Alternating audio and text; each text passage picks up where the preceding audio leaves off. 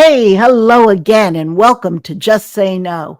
I'm your host, Maria Calabrese, and you're listening to KCAA Radio, 1050 AM, 106.5 FM. Thanks for tuning in to Grow Your Know with some of the smartest minds in the cannabis industry. Today, we're revisiting a conversation I had with Penny Barthel, author of The Cannabis Gardener. Now, this was originally taped around Black Friday last year. This episode touches on the holidays, but its message is evergreen. Yes, pun intended. Penny shares how growing your own cannabis and making your own edibles, tinctures, teas, and gifts is more than DIY. It's a form of wellness, sustainability, and resilience. Resilience, you ask? Well, let me tell you why. With access to cannabis facing new legal threats and misguided legislation looming large, learning to cultivate and create at home may become not just empowering, but essential. Hey, whether it's National Hemp Month, Independence Day, a new year, or simply a moment to catch your breath, now is the time to take cannabis into your own hands, literally, by growing your own plants and crafting your own creations. So if you're curious about homegrown wellness, passionate about cannabis self-care, or just want creative inspiration to reconnect with the plant, trust me, this is a conversation you'll want to hear again and again and again. Let's dive in. This is Just Say No. That's with a K-N-O-W. By 2020, Bank of America and Merrill Lynch estimate that will grow to $35 billion. And many experts believe it could eventually reach $200 billion each and every year.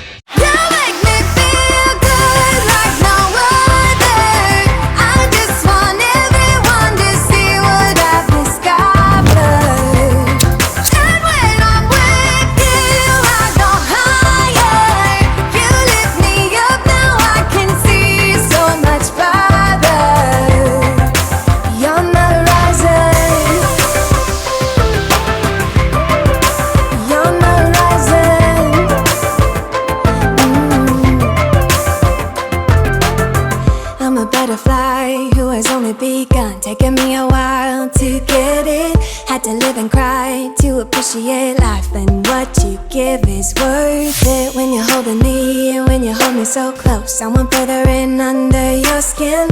Wanna leave a mark so that I can be Welcome, Penny. Thank you so much for joining us today. I am delighted to be here with you, Maria. Oh, wow. Well, we're privileged. And I know everybody's dying to know a little bit about yourself and how you came to discover cannabis and what listeners can learn from your amazing book, The Cannabis Gardener. Yeah, thank you for that. I'm going to say this. I came into cannabis very much sideways.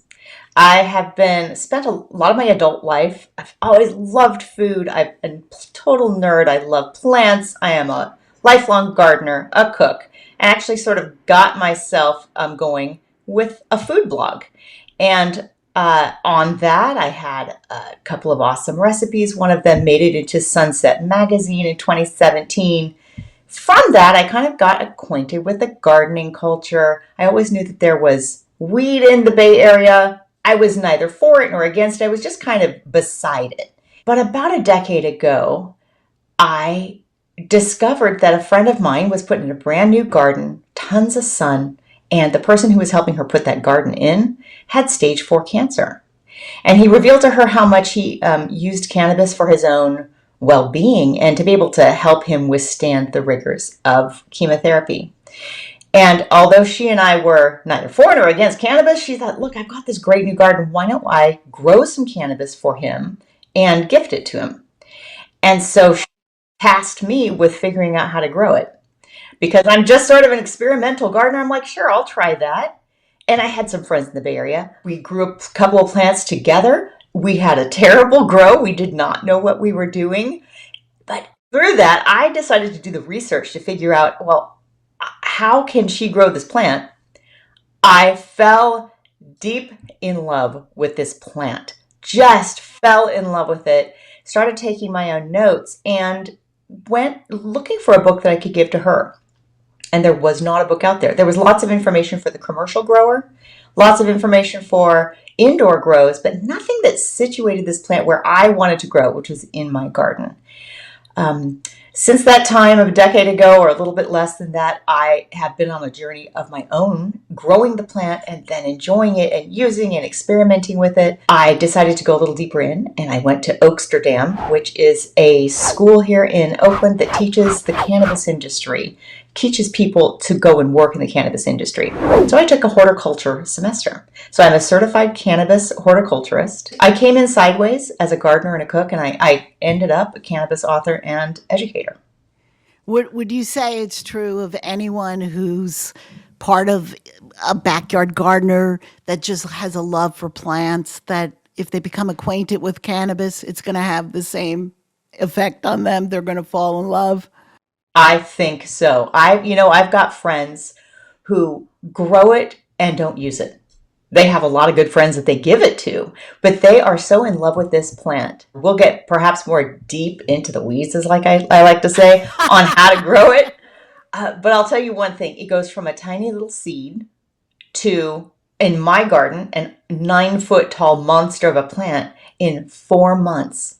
So from seed to dried bud in my jar in 5 months. It's a really fun plant to grow. Real easy too. It is. I actually tried it myself, and we'll talk about that too when we get to growing it at home. Today is our Black Friday special edition, and we're going to take a green take on this Black Friday, where we're prioritizing wellness over consumerism. And did you know that Black Friday originally started in Philadelphia in the 1970s and had absolutely positively nothing to do with shopping? I like to make the metaphor that cannabis started out as a Schedule 1, but it really has absolutely positively nothing to do with Schedule 1. But no, little Maria, I right? like to say this. I like to say cannabis was framed, right? Cannabis was framed. It doesn't belong there, never did. It belongs in the garden. And I love what you said. And Penny, you know who else was framed? Eve. I always like to say Eve was framed. Started in the garden. It always starts in the garden. So there you go. But yeah, what happened with Black Friday, I guess the police used that term to describe the chaos that was generated from shoppers wanting to get out early the day after Thanksgiving to hit the sales, but they wanted to get home in time for the Army-Navy football game. And it just was a frenzy. There were traffic jams and everything else. So it got coined by the police in Philadelphia as Black Friday. But then in the 1980s, retailers grabbed it. Hey, marketing, let's make it this shopping extravaganza. And it's when the stores finally went into black and became profitable for the year. So would you say, from your experience, that this hands-on DIY approach, rather than just, even in cannabis, there's so many, I'm not bad-mouthing them, but there's so many emerging brands and products and gadgets. Would you say the DIY hands-on approach it's been more meaningful and sustainable way to even nurture yourself, especially during the madness and pressures of the holiday season? Oh, yes, for sure. You can't. There are young people today who have grown up with just dispensaries, and they think that you go to a dispensary and you get stuff, and that's cannabis. There's a big analogy between cannabis, I think, and food. Meaning, if you've never lived on a farm, if you've never grown anything in a garden, and you go to a store, there's a strong association between, here's this thing that I buy in a store, and that's what we eat, right? Well, there's a whole lot more to food, of course, than just going to a store. And I'm going to say the same thing is true with cannabis. It's only very recently that cannabis was considered anything other than just one of many medicinal, and I will call them culinary herbs in the garden. But today, just like how Black Friday transformed so recently, that's a very recent thing. Cannabis just it's only recent that it's something you could buy and that it was in preparations. That's brand new to the human experience. But for all of human history, let's go back. Humans have been interacting with cannabis for, we don't even know how long, 12,000 years, 15. There's documentation that goes a long time back. So we've had a long time to experiment with cannabis and enjoy it, both as a euphoriant, something for health, for fiber, for textiles, for food. You can use it for building materials. But it's only post-prohibition, which was really started in 1937, and it still exists in some parts of the country today, that we've thought of cannabis as a drug, or B, something you buy in a store. Those two things are brand new. So for me, when my relationship with cannabis is very much as a being in a way. It's a plant. And by the way, hot tip for gardening. You asked a little bit about gardening. To grow cannabis is easy, but you have to know the plant and then give it what it wants. That's true for all plants. Cannabis, I was just going to say, it's true for everything in your garden, right? That's it. Like how do you grow a plant? Well, figure out what it needs and give it to it. That's gardening. In a nutshell. That's just, and it's the same for parenting. Find out what it needs. What did you say the formula was? For plants in particular, what does it need? Give it to it. And get it to it. That's it. Just give the plant what it needs and it will respond with huge abundance. That's growing. And you share the gift of this abundance. I mean, just in the book, it's incredible. I really enjoy it. I enjoy reading about the science of cannabis and the molecules, getting down to the molecular structure.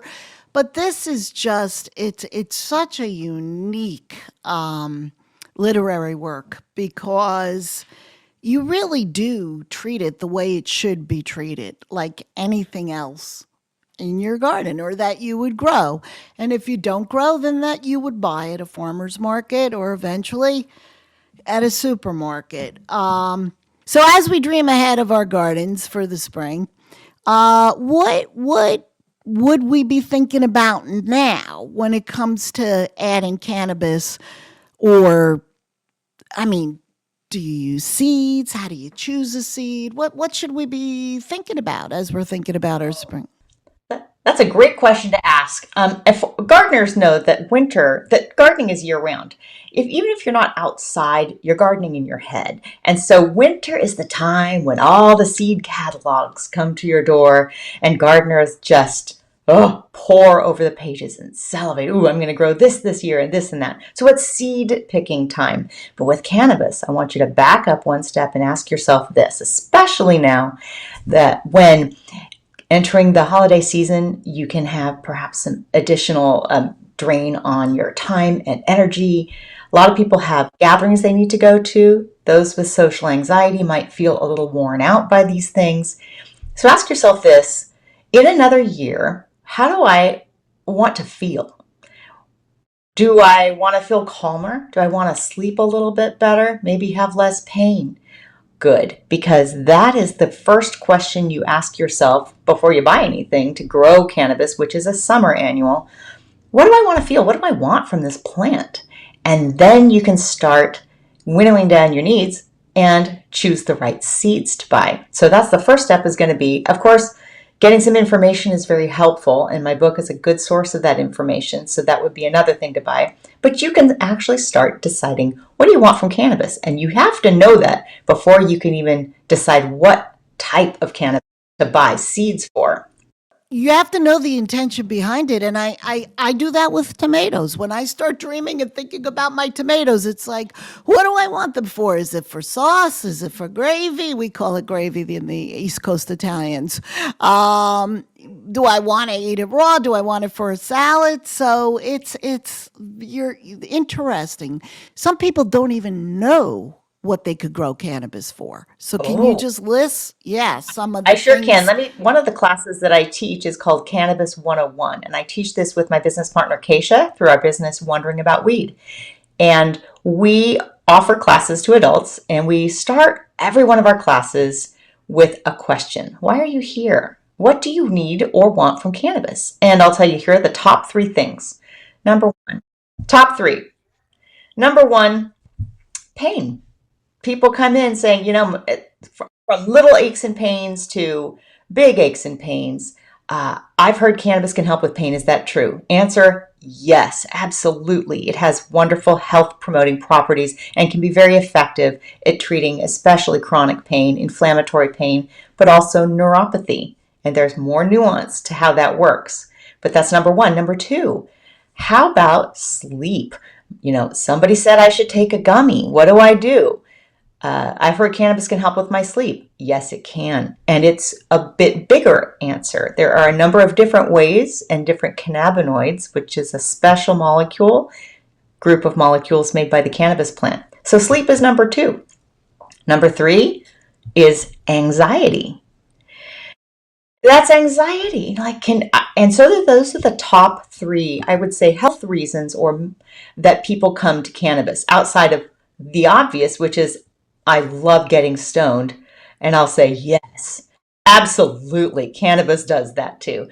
So that aside, and we're going to say that's why they call the rec market. It's billed as that. I like to say the term adult use.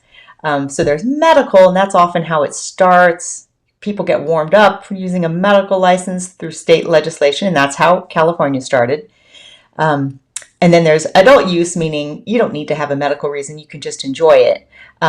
Those on the inside of cannabis would say, even if you're using cannabis just to get high, it's still medical. It's still going to do some good for your body if you don't overconsume. But those top 3. Yeah, I agree. I mean, just like if you're, drinking orange juice just for the pleasure of it, you're getting health benefits. You're getting vitamin C, you're getting phytonutrients, you're getting fiber. All right. So now I come to your workshop and I say, I want something for those top 3. Guide me. All right, here we go. First of all, I'm going to ask you this question. How many plants do you want to grow? And let's just say, how many plants do you want to grow, Maria? Well, I am going to check down to my local county to find out how many I'm allowed to grow. I happen to live in Southern California, and where I live, I've checked, and as of now, I'm allowed to grow up to 6 plants. Oh, fabulous. That's far more than you could ever use, truly. Oh, really? So, I'm going to say this. If you are growing just for yourself, and you are a pretty average, kind of new to cannabis consumer, but you'd like to have, abundant product at the end of the season, I'm going to say you can get away with growing 2 plants. I grew more than that. So you could grow up to 6, and you can try that. But let's just say you just grow 2 plants. Okay. You could have at your disposal just about everything you need for all 3 of those different things that we talked about, sleep, pain, and anxiety.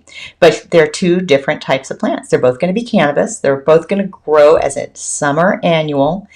But one of them should give you a lot of THC and little CBD. So I just used 2 words, THC and CBD, that might be familiar to most of your listeners, but if not, let me clarify. They are the 2 most abundant cannabinoids found in the resin on the cannabis flower. And those are the things that we're really after. That's why we grow cannabis for the large part. So you want a high THC plant. You have hundreds of varieties to choose from. That's very common. Marijuana and hemp are the same species of plant. They are both cannabis sativa. That's the botanical name for this plant that we're all growing, whether it produces a lot of THC, a lot of CBD, some of both, or even other cannabinoids. They are one species, and they grow just about the same. So you're going to grow 2 plants, one with high THC, and the other one is going to be filled with CBD in its ultimate product.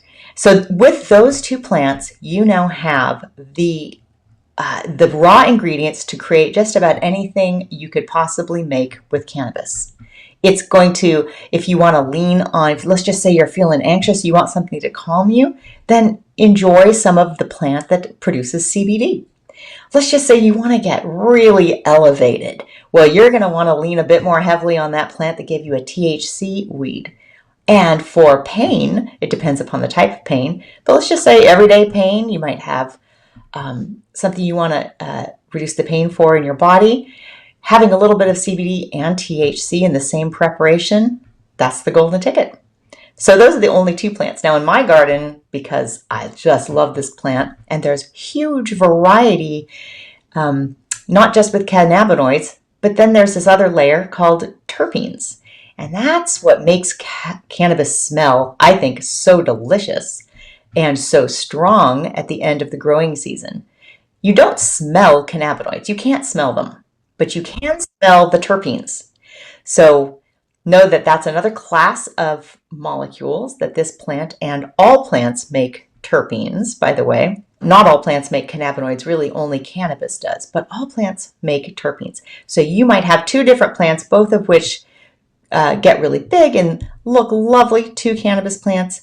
One smells more like lemon and pine trees. The other one has fragrances of vanilla cake and grape and cheese. It's amazing the amount of delicious smells. But those delicious smells work with the cannabinoids in your body to alter the perception of the cannabinoids. So one might give you a high that feels like you're like real focused and maybe a little bit very alert and awake. Activating. We sometimes in the cannabis industry, they might call that a sativa-leaning effect or a head high. Those terms are really changing, but that might be the old way of describing that high.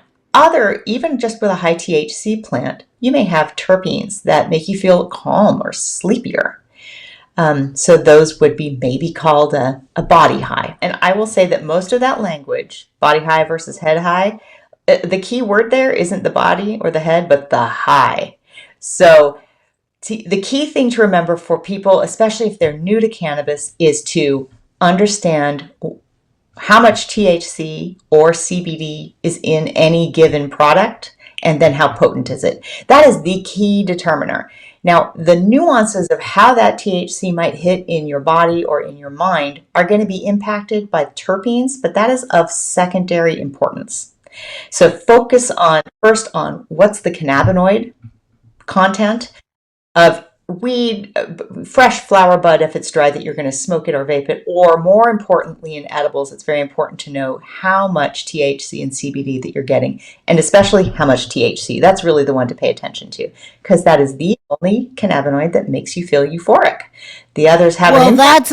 That's a whole other reason to grow your own, because then you can really know that with certainty. Yes, for sure. So with that, Maria, you have every ingredient that you need. If you've got a high CBD cannabis and a high THC cannabis, that's most of what you're going to need. I love dreaming about this. Now we're into the spring. We're doing our garden, but then we're just coming off of October, Croptober. How do you harvest it or dry it or cure it or store it, and when is the best case use to use the fresher? Just walk us through. Now, Penny has a great Substack article. I have all this weed. Now, what do I do with it? We'll put that on our show page too. Oh, yes. But if you could talk a little bit about then the harvesting it and the drying and the curing, it does feel a little overwhelming, but maybe not. Yeah, it is a lot. I will say for first-time growers, it's important to understand that you start with a seed, although you can buy these little things called clones. They are not clones, they are rooted cuttings. I steer all of my outdoor garden growers to seeds. They are healthier, you have a huge amount of variety, and they tend to be very strong growers. So you're going to start with a seed. That's key. Great seeds. Other than good seeds, you need a garden spot that has a lot of sun. That's very important, so you can't get away with shade. And then you need good rich soil. You water it through the summer, because here in California we don't get much rain. That's it in a nutshell. there are two of my favorite seed companies. One's a grower in California, the other's in Oregon. Here's why I love both Emily Gogol at Grow It From Home and Nat Pennington's company, the Humboldt Seed Company. They are excellent breeders. They are scientists. They understand cannabis genetics and breeding. They have high quality seeds, but they also offer, and here's a key, they offer feminized seeds, because there's a special technique that you'll only get female plants from certain of their seed selections. So make sure you look for high quality seeds and feminized seeds. Go to the Humboldt Seed Company and Grow It From Home. And you can also order these online. They will show up in your mail. And that is probably the greatest cost savings in the world. If you were to get some high quality seeds, they have about a 100% germination rate. You need out of 5 seeds, you're likely to get 5 plants, maybe 4 if you're not terribly lucky. But that's a whole lot of cannabis, people. I routinely get a half a pound of dried cannabis bud from each of my plants that are full-size plants grown in my garden. Let's just say you get a quarter pound of dried cannabis bud from each of your plants. That's a very significant amount of high-quality cannabis bud. So if you spend $10 on one seed, which is kind of the going rate, it's still a bargain. And so look for some high quality feminized seeds. If you don't plant them all this spring, that's okay. They will last for a couple of years, and you can plant some next year and some the year after that. Do you have to do anything? People ask me all the time, ask her, or you're having Penny Barthel on, ask her about propagation or putting seeds on paper towels, or are there all the... No, 2 plants is going to be enough. No, yeah? Seed, it's an easy to grow seed. It's as easy as planting a seed for a bean and watching it grow. They're really that easy to grow, but you have to get the right seeds. You want to get high quality seeds and feminized seeds. So keep that in top of your mind. I need to buy a feminized seed. That's key. So you won't have any male plants in your garden. You grow it throughout the summer. It grows beautifully. It grows fast. Of course, there's a couple of tips and tricks to that. So, you might need to come to a garden workshop to learn that your first time growing. But then in California, when we harvest typical or photo period cannabis, which most of it is, it's going to Los Angeles is going to harvest sooner than, for example, where I am in Northern California, and certainly sooner up than Oregon, because it has to do with changes in daylight. And you have changes that are a little sooner than up north in terms of how daylight changes into nighttime throughout the seasons. So you're going to harvest it in September, at the very latest October. Almost all cannabis is then dried. And we're not saving the leaves, by the way. We're not saving the stems. We're not saving fruit. We don't want it to produce fruit, which is seeds. We are saving the unfertilized female flower bud. Inconsequential little flowers. They don't look like pretty flowers that you would see in a florist shop because they don't need to attract pollinators. They are wind pollinated. So they're little thick groups of flowers that we call colas. They're extraordinarily sticky with resin. They smell incredibly strong and fresh and wonderful. And then you dry it, and boom, that's your weed that you have. It's ready to go by mid-October, late October. It'll be dry and ready to use. And how do you store it? How do you store it in after it's appropriately dried? You just pack it into either glass jars that are airtight or Mylar bags. These are food storage bags that kind of look silvery. They're widely available online. And you want to make sure that you're not using like a Ziploc bag or something that's polyethylene. That's not the best way to store cannabis. You want to store it in a cool spot with no light. You don't want to have direct sunlight on it. Okay. You could use a dark jar, or if it's a transparent jar, put it in a dark space. Yes, a cupboard in a cool place. You don't want to have great fluctuations in temperature. So keeping it, below 70 degrees, if you have a basement or someplace that's cool, that's a very good thing. It'll help keep your cannabis fresh for the longest period of time. No light and little oxygen, because oxygen, light, heat, and then time are the 4 things that make your cannabis lose its peak of freshness over time. Cannabis, good for about a year. And then I use it for something different. But for fresh use, dried cannabis, I like to use mine every year. So I grow it every year. Nat, this is the fun part, using it. So, how do we savor the fruits of our cannabis garden? Yeah, I mean, I'm gonna let you run with this, but I saw something in here that caught my attention. Something called a vanilla bean infused CBD gummy. Whoa! You're not gonna find that anywhere on Black Friday, let alone on sale. I can tell you that. Cannabis is so. I said at the beginning, I came into this sideways, and I came in as a cook and a gardener. Those are two of the best skills you could possibly have for understanding and enjoying cannabis. I also have a degree in nutrition and food science from UC Berkeley, so that helped me with a bit of the biochemistry that this fabulous plant gives us. But that does not mean that you need to have any education in food or gardening or anything. You can start out as I've never gardened before. I don't know what I'm doing in the kitchen. And I'm like, fine, you are in good company and you don't need to. Once you grow this plant, there are a couple of key things in which you take the goodness of the resin on the flower and you make it available to our bodies. So in my book, we talk about how to make a tincture. So that's my number one product that you would make. Super easy to make, and it's very flexible. A tincture is something that is probably the oldest way that people have consumed cannabis other than smoking it or inhaling the charred vapor. A tincture is just, you take some sort of spirit. I like to use Everclear or grain alcohol. And you soak your cannabis bud in it, and then the resin from the cannabis moves into the alcohol portion of that. You get rid of the plant material, you've got this neat little, very potent tincture. You won't find tinctures, by the way, this is in dispensaries, because dispensaries are not allowed to sell anything with alcohol in them. They will sell cannabis drops, but they are oil-based. Okay, wait a minute. I'm sorry. We're not doing a legal update today, but that's amazing.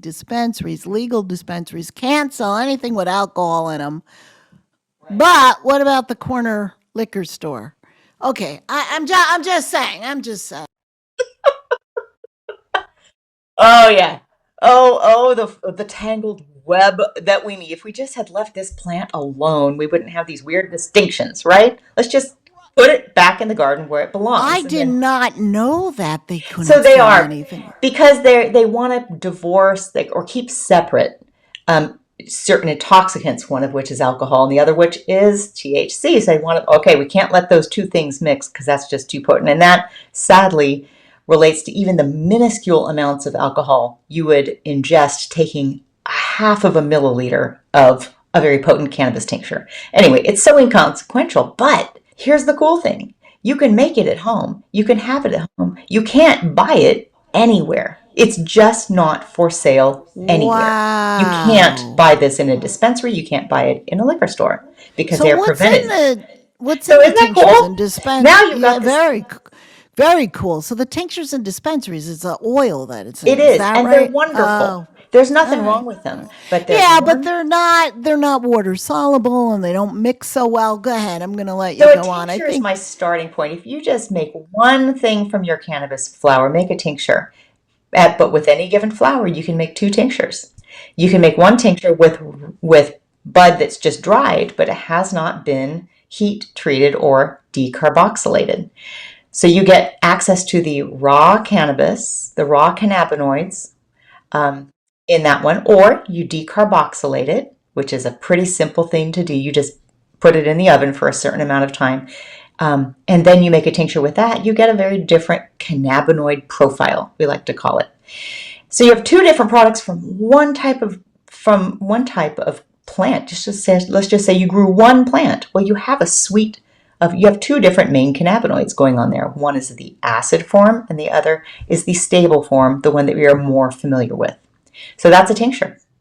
You have in the raw form from the CBD plant, you have CBDA, and you can have that in your tincture, or you could have THCA and that in your tincture, or you were saying you can apply heat to them, decarboxylate them, put them in your oven, and then have CBD or THC. So in Exactly. theory, you could have a raw form tincture, or I like to take tinctures that mix THCA with THC and CBDA with CBD. I Yes. feel I feel a real benefit for pain doing that. You are, and you have intuited something that cannabis science is starting to reveal in the lab as well.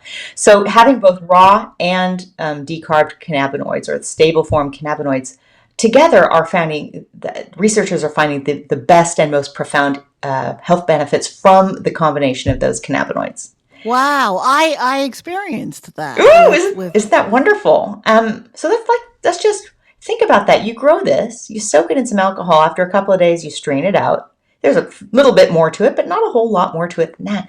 You've got this delightful, potent, little transportable stuff. One of my favorite things to do with it that you cannot do with cannabis oil drops is to put it in a sparkling beverage. It is delicious. It is wow. wonderful for Now, the do holidays. you perfect for the holidays? It's Yes, great. It especially, tastes if people are cutting down on alcohol. You talk about sleep, pain, and anxiety. Alcohol's not so good for any of those three. So a lot of people are looking for something different. So wow, wow. And the second thing, now, a lot of people might be familiar with cannabis brownies, right? There was a woman named Brownie Mary who was super famous in the cannabis world for sneaking in cannabis infused brownies to those patients who were suffering from AIDS, miserable. Oh, She'd bring them oh in yes, brownies. All of a sudden, yes, they felt better. yes. They could eat. They had better lives as a result.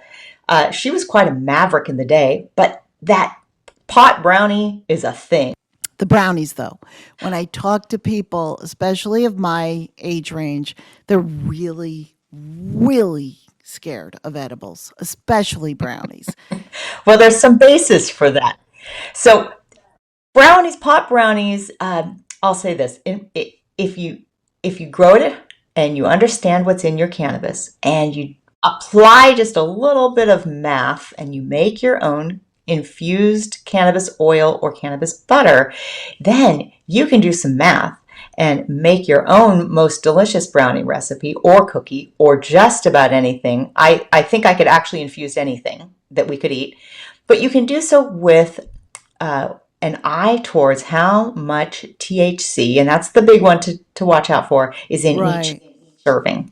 So by doing a little bit of math, you can Oh, control exactly how much THC is in any given serving of that batch of brownies. And I give some easy to use formulas for trying to predict the potency of your cannabis butter and then using that in just the right amount to get the right effect. Now, one of my favorite treats, and it's very giftable recipes in my book, is you make a cannabis butter or you infuse fat, then you use a certain amount of that and you make delicious chocolate sauce.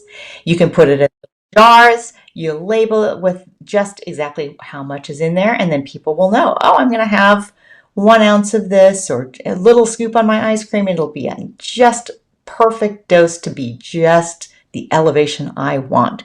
Now, those people who are more experienced with cannabis have a little bit higher tolerance. They can make theirs stronger. But the reason why people were scared about cannabis gummies is because people were not calculating just how potent those brownies could be. And as you and I both know, with edibles, they take a long time to kick in. And by the time it's kicked in, you might have had too many brownies. So it's real important to get that dosing just right. yeah. And the chocolate sauce, I mean, some people will say to me, and this makes sense. Oh, yeah. But if you have brownies and the dosing is minimal and you'll have maybe 2 milligrams to 5 milligrams of THC per brownie, but I want to eat 5 brownies. Well, okay, have one pot brownie and then eat a couple other non spiked brownies. That's right. So And I think once you grow the plant and you spend time with it and you harvest it and then you do a little bit of research, it really demystifies this plant. And by demystifying, taking the fear out of it, you're able then to get a little bit more real and enjoy its health and enjoyment benefits without being worried about being overexposed to this. And it's like cooking with anything else, where I know how much hot sauce I could tolerate. I know some people are like, is there pepper in that? I can't eat it. Okay, well, you said you learned. Absolutely. I think that hot peppers is a perfect analogy, but imagine a hot pepper where you eat it and the heat doesn't kick in for an hour. Oh, that's great. So we get That's immediate feedback great. That's with every great. other thing we taste, but cannabis is not like that. It takes a long time for edibles, especially fat-based edibles, to kick in. And then it's got a long duration. So that's a great thing for other applications, like sleeping is an ideal time to have just the right little edible because it lasts the whole night or a good portion of it, but not so at a social event. But that's something you can do. And there's another little gift that's a little bit more advanced is I make a cannabis oil. Some people might know it as Rick Simpson oil. It's just a pure cannabis concentrate. I use a special piece of equipment for that that's not all that complicated, but it just allows me to concentrate my cannabis, and I put it in my favorite is a salve that I like to call magic salve. And I've provided a simple recipe for that in my book, but that's like the third way, and that cannot get you high, but it's incredibly soothing, and it's something you use on your skin. As a topical. Yeah. Yeah. Yeah, I love a nice magic salve for aches and pains. I've even used it for mosquito bites, and it's incredible. Have For you? sure. And, Yeah. and we're talking about Black Friday and gift giving. Let's just back that train up Yes. one more step, because the reason why we give gifts is that it's a season of celebration. It's also a season of we're wishing each other peace and goodwill. Well, And gratitude. and gratitude, if you are giving people the gift that gives them the ability to have a little bit less anxiety, a little bit less pain, a little bit less Oh, sort of existential suffering in their lives, I just think that that's a perfect fit with the season. And then if you calm down and have a CBD gummy, get a little bit elevated in the evening, I think it's actually going to break cycles of anxiety and worry and feeling this, push to outdo one another perhaps, which is antithetical to the season. But I just think it's a great fit with the season entirely. well, it's stressful. I mean, kids are home from college, patterns are interrupted. Everything is, you're seeing people you haven't seen in a long time, who's still together, who, God forbid, passed away, who's no longer together. You get big groups of people together that you don't normally do. You're off your routine. It's an exciting time, but it's a very, very stressful time. It really can be, especially for those who feel the effects of social anxiety. And I think all of us get that to a greater or lesser extent. Oh, There are yes. some people who just have a little bit more sensitivity to, I got to go to the office party, or it's going to be a big group, and for whatever reason I'm feeling a little nervous. I actually think that a low dose edible or a low dose little tincture can really help offset that in a way that alcohol doesn't. It hits differently. I make low dose gummies, and I have named them, and for my husband, I'll just say I make them for him. I call them mood lifters. Because Oh, I'm a hey. total party gal. There is nothing that will make me nervous going to a party. But when you go to you're just having one of those days and you need a little bit of mood switch, it's subtle and it's nothing you want to rely upon overly much, but it's just subtle and it breaks a cycle of negativity sometimes, helps you to enjoy situations rather than just enduring them. It does, but I can say anecdotally, you don't rely on it. I haven't relied on it. The fact that it has changed my mood or lift that negativity that I might be knee jerk in certain situations, or that anxiety in a certain social, having the experience of it lifted, it becomes experiential. You've had this like corrective emotional experience. Once you experience it and it helps you to experience it, then it's easier to not need it to get to that space. But unless you've been to that space of relaxation, you don't know how to get there. You don't even know what you're seeking. Yes, for sure. So the chocolate sauce, the salve, the tisanes. What are some of your fans' favorites? Fan. Good. Gosh, so much. Well, I have to just say my number one fan favorite, once people have tried it, definitely the Magic Salve. So that is Okay. huge Over fan the favorite. chocolate sauce. Over the chocolate sauce. Over the chocolate sauce, because that's Wow. for everybody, even people who have really had a number done on them by the war on drugs. And I'll just say that's everybody over the age of 40. Number two would have to be the chocolate sauce. It's just absolutely delicious.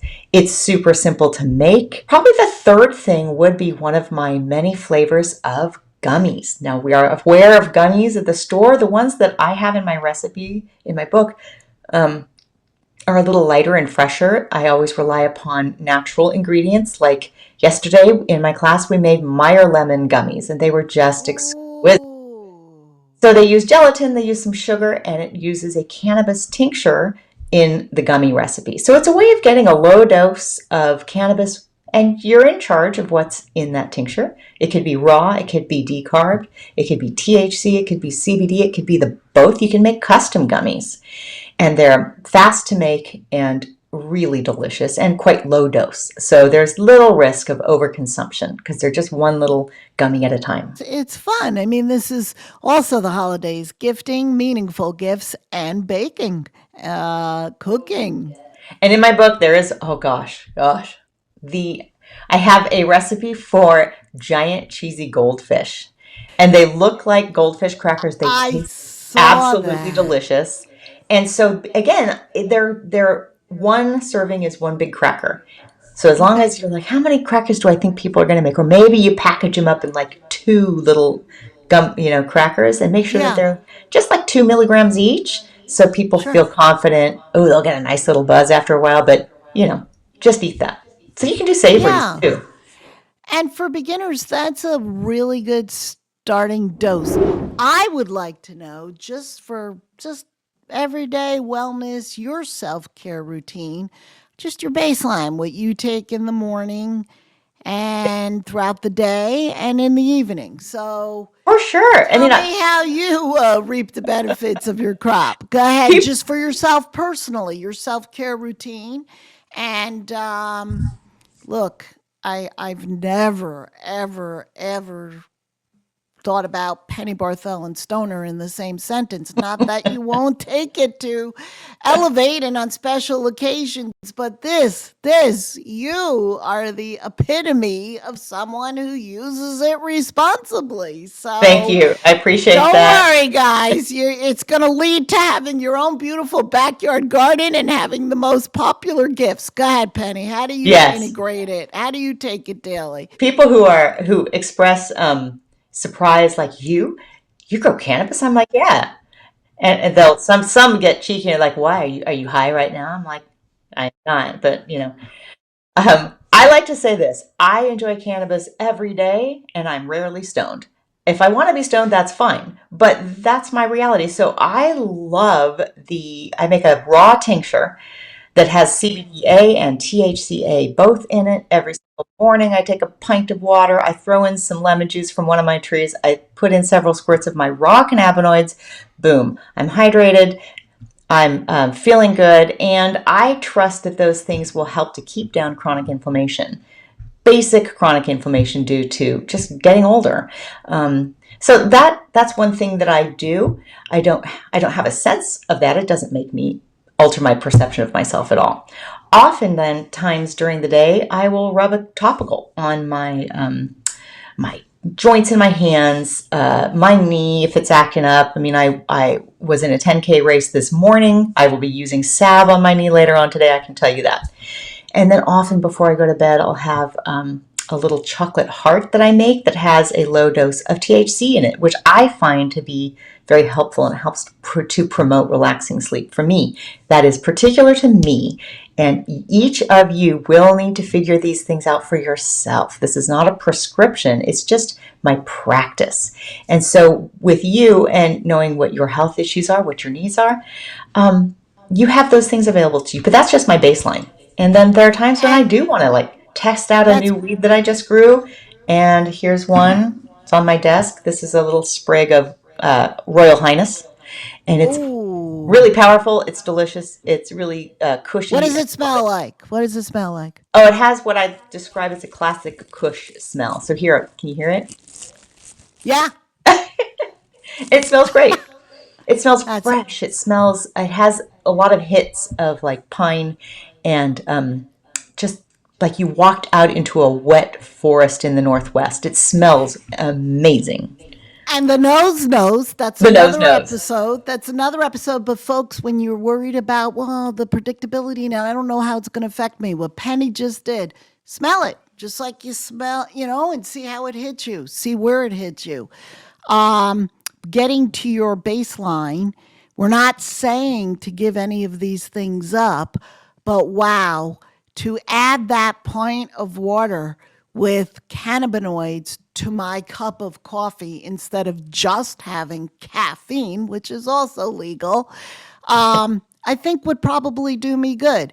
To add the magic salve and cut down on the ibuprofen, I think my gut would appreciate that so much. Definitely. And then in the evening, to take a chocolate heart instead of a pharmaceutical sleeping pill or a bunch of wine, nothing against that. You could still have that. You might find you're having less. Indeed. And you're having less of something that's serving you, but also has negative effects. And you're replacing it or, cutting down on it, diluting it with something that has the same effects and is actually, can't make health claims, but as the research will show, as we get even more and more studies, but there's a lot of peer-reviewed studies about the antioxidant effects and the anti-inflammatory effects of the medicinal benefits of cannabis. It's a magic plant. Yeah.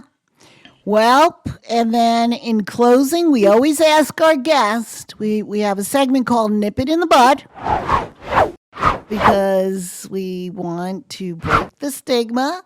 And I'm going to ask you, what is maybe one of your top cannabis misconceptions, a myth you'd like to clarify? It was framed. Let's nip it in the bud. Do you have a common misconception that you'd like to debunk? Yes, the common misconception is that cannabis always gets you stoned. It does not.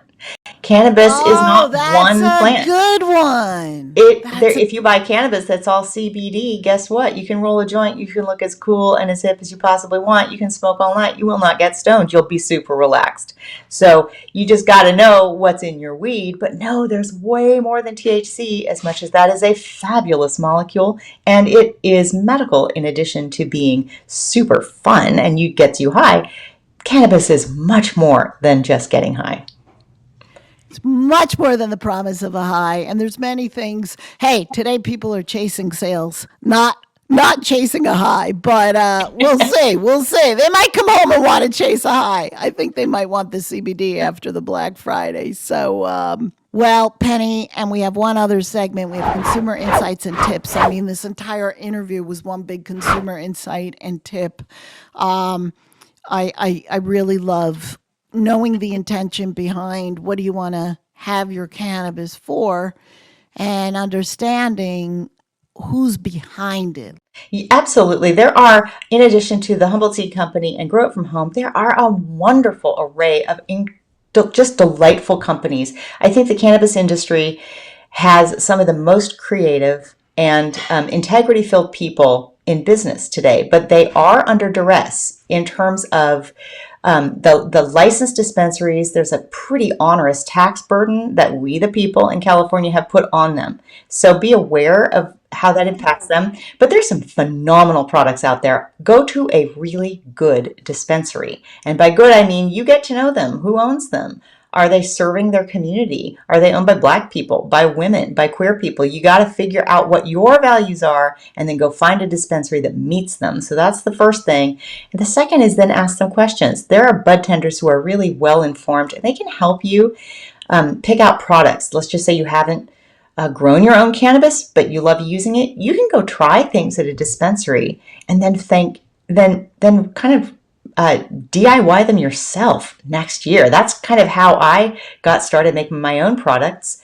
I loved some of the things that I tried in dispensaries, and I still go to dispensaries and look at their offerings. I'll buy them on occasion, so it's not mutually exclusive.